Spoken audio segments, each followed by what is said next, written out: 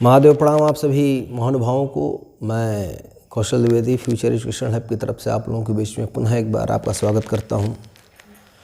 और जैसा कि आप जानते हैं कि फ्यूचर एजुकेशन हब ये जो प्लेटफॉर्म है, ये प्लेटफॉर्म म्यूजिक से जुड़े हुए छात्रों के लिए, जो लोग कॉम्पिटिटिव एग्ज़ाम की तैयारी करते हैं, उनके लिए विशेष कर कुछ ऐसे कंटेंट लाने का प्रयास करता है जो उनके लिए उपयोगी हो सके और जिनका यूटिलाइजेशन वो एग्ज़ाम में कर सकें। उसी चीज़ को ध्यान में रखते हुए हम आज स्पेशली जो नृत्य विधा से लोग जुड़े हुए हैं उनके लिए एक वीडियो बनाने का प्रयास करेंगे। और आज के जो हमारे टॉपिक रहेगा आज का जो हमारा टॉपिक रहेगा या फिर आज हमारे विषय के केंद्र में जो रहेंगे उनका नाम गोवर्धन प्रसाद जी। गोवर्धन प्रसाद जी का संबंध जयपुर कथक घराने से रहा। और आप जानते हैं कि कथक घराना जो रहा वो आपका लखनऊ घराना, जयपुर घराना, बनारस घराना, रायगढ़ घराना, ये मुख्य घरानों में से हैं जो कि कथक विधा को आगे लेकर के जा रहे हैं।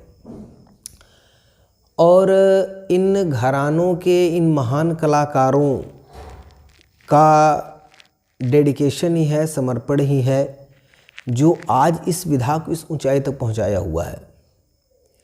हमारे उत्तर भारत में जो क्लासिकल पैटर्न का सबसे उच्च स्तरीय नृत्य विधा है वह कथक माना जाता है। और उसी विधा के जयपुर घराने के एक बहुत बड़े नाम के रूप में हम गोवर्धन प्रसाद जी को जानते हैं। तो ज़्यादा विलंब न करते हम लोग गोवर्धन प्रसाद जी के विषय में कुछ चर्चा पर चर्चा कर लेते हैं, जान लेते हैं कि ये कौन थे और इनका कंट्रीब्यूशन क्या था हमारे कथक विधा में।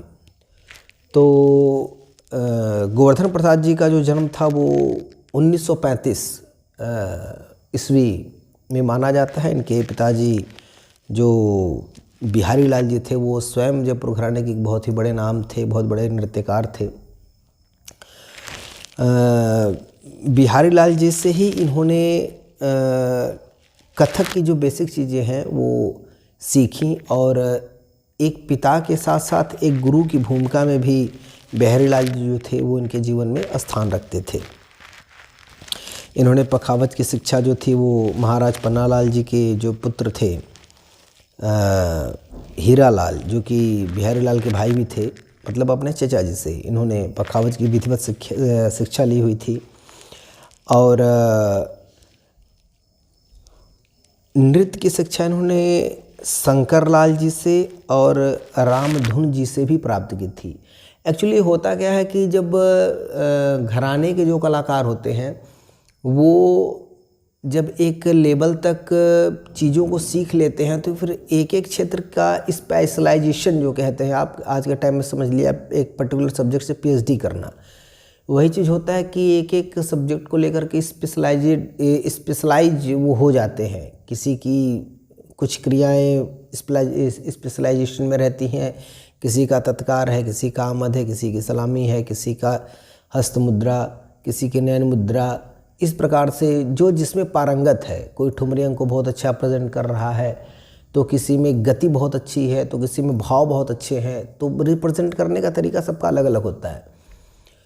तो जिसका जो तरीका ज़्यादा बेहतर गार्जियन समझते हैं या गुरु समझते हैं, वो उस चीज़ को सीखने के लिए उस गुरु के पास भेज देते थे कि मेरे यहाँ जो शिक्षा तुमको लेनी थी वो तुमने ले ली है, अब उनके पास जाओ, उनके पास ये चीज़ ज़्यादा अच्छी है और आप उनसे ये चीज़ अडॉप्ट करो।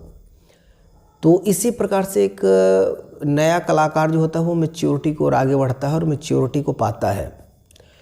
तो यही इनके साथ रहा, इसलिए इनके जीवन काल में इनको कई गुरु भी मिले। पंडित बिहारी लाल जो थे उनके 5 पुत्र थे, ठीक है। पहले पुत्र का नाम था सोहन लाल। ये इन्होंने गायन के क्षेत्र में अपना जीवन आगे बढ़ाया।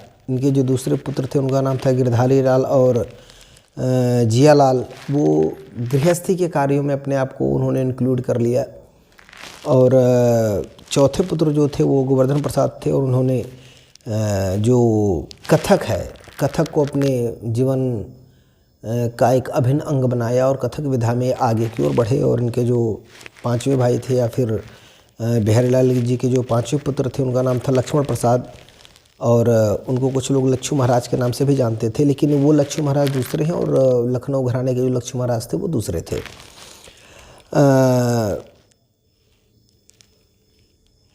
ये तबला की विधा में आगे गए जो इनके पांचवें भाई थे, और तबला विधा में इन्होंने आगे चल के अपना नाम कमाया। गोवर्धन प्रसाद जो थे वो कथक के प्रचार प्रसार को आगे बढ़ाने के लिए अपना जो कार्य क्षेत्र चुना हुआ हरिद्वार का कार्य क्षेत्र रहा, और इन्होंने अपने यौवन काल में आप कह लीजिए या फिर जो जवानी के दिन थे उस जवानी के दिनों में इन्होंने ज़बरदस्त तैयारी की थी, और लोगों का मानना था कि इनका फुल डेडिकेशन जो था वो कथक विधा को लेकर के था और उसकी तरफ ही आगे की ओर अग्रसर हुआ करते थे, मतलब कि उसी में पूरी तरह से लीन हो चुके थे ये। इनकी 5 संतानें थीं, जिनमें से मात्र 3 लोगों ने संगीत विधा को अपनाया, बाकियों ने अपना व्यवसाय कुछ और बनाया, अपने जीवन को जीने का कुछ और मार्ग प्रशस्त किया। और इनके पुत्र जो राकेश थे और पुत्री नीना, इन दोनों लोगों ने कथक को अपनाया और कथक की व्यापक शिक्षा इनसे ली और आगे फिर बढ़े वो।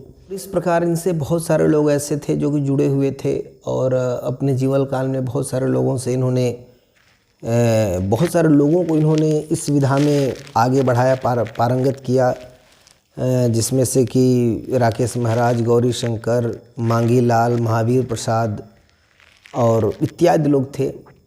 तो इस प्रकार से एक छोटा सा जीवन परिचय मैं आप लोगों के बीच में प्रस्तुत किया हूँ अपने गोवर्धन प्रसाद जी का, जिनकी कंट्रीब्यूशन को हमारा संगीत समाज कभी भी भूल नहीं सकता।